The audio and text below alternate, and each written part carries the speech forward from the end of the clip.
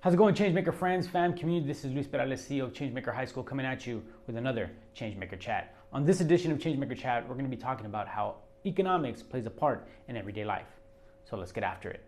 So when we talk about economics, most folks think about school and they think that financial literacy needs to be taught elsewhere, that these skills need to be taught at home, that one's going to gain knowledge about how to be a conscious consumer and how to actually build wealth and prosper through their social network.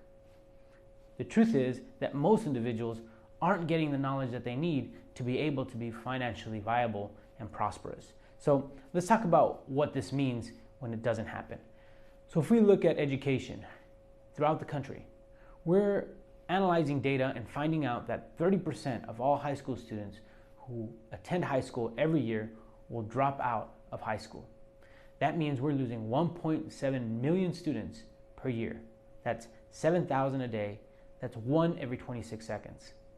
When we look at students who are non-white, we're looking that they are twice as likely to drop out of school than their Anglo counterparts. Now, when we look at this in a country that is extremely powerful, extremely knowledgeable, and extremely wealthy, we're seeing a crisis. We're seeing that individuals aren't completely making it through this pathway that we have for education. Now, when it comes to the impact on economics, data is very clear.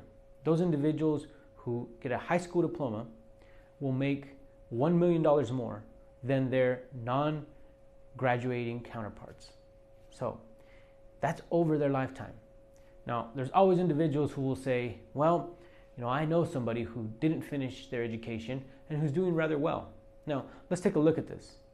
Data is very clear with respect to the wealth gap and the division that is happening within generations. So right now, wealth inequality across the generations looks very, very different. And this is why.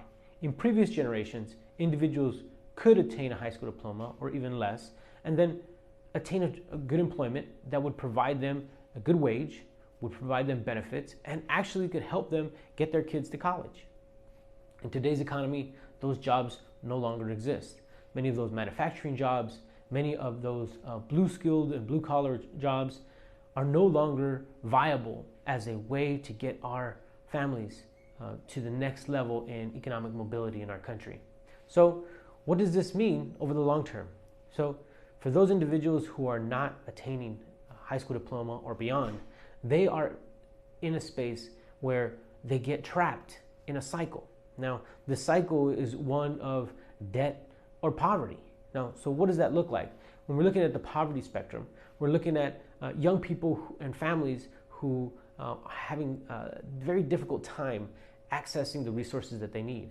So that means that we have individuals who aren't getting the nutrition that they deserve, who don't have the housing conditions that would benefit them, and don't have access to health care in the way that they should. Now, all that goes back to attaining education. Now, if you don't have that very core basic needs met, then what ends up happening is that there is a lack of education because the priority isn't on education. It's on getting that nutrition, it's on trying to stay healthy, and it's on trying to improve those living conditions.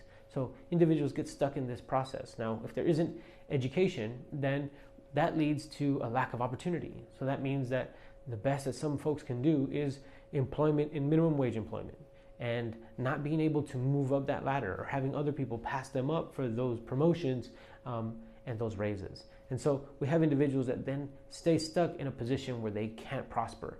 They can't move up that economic mobility scale and they're stuck in a position. Now, when that happens, then you end up with people stuck again in that cycle of poverty. And what results is generational poverty. Now, with generational poverty, what we've seen is individuals who are learning how to survive in these very difficult situations. Now, it's not impossible to do so, but it is very difficult, specific for a child. So young people who come to school who are in that space then don't always put education at the forefront of their priority because they have other things that their families are dealing with. So education is very, very important to breaking that cycle.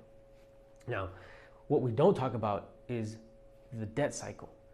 A lot of times we have families who are in a state where it feels like they're prospering. It feels like they're doing well.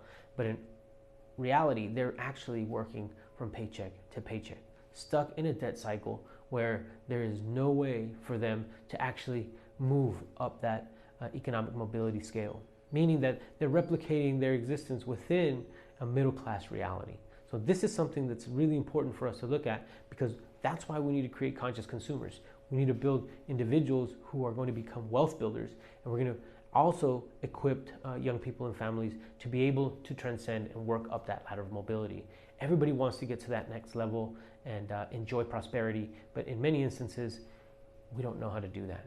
So here at Changemaker High School, we put these concepts as a priority. We want to teach young people, we want to help families not only value the importance of education, but also understand that education is directly tied to economic mobility, and that we want families to prosper. We want families to do well, and we want families to be able to understand what the traps are when it comes to those economic conditions that exist around them, be it in a poverty cycle or be it in a debt cycle. We want folks to understand, how is it that you can have resource work for you? And how can you then in turn use resource to make the world a better place? In many instances, folks are weary about accessing resource in a large way, because there's a lot of stigma about how individuals with resource receive that resource. And there's a lot of stereotype with respects to what people would think if somebody would come into a position where they would have significant resource. We want to train our young people to understand what's happening and why are these conditions changing. How does the economy rise and fall? And what does learning about our branches of government, our history, learning to be able to read, write, do math, learning to be able to employ empathy and deploy empathy, and to be able to change the world, how all that plays a part when it comes to developing wealth. We want young people to be entrepreneurial. We want our families to think in an entrepreneurial way. And we ourselves here at Changemaker High School are exhibiting that. We're showing young people that it is possible, be that through starting student-run businesses, be it through educating young people on the importance of not only the reading, writing, and math skills that are necessary, but also on those life skills that are necessary to understand how to move out of that poverty cycle and out of that debt cycle into a place of prosperity and wealth. So again, folks, if this is something that is interesting to you, and you think that your child or somebody that you know would benefit from this type of education, please encourage them to go to our website, www.changemakerhighschool.org/intent-to-enroll, so they can find out more. We can schedule a tour, we can schedule a talk, and we can connect with you to provide this type of education to you and those that you love.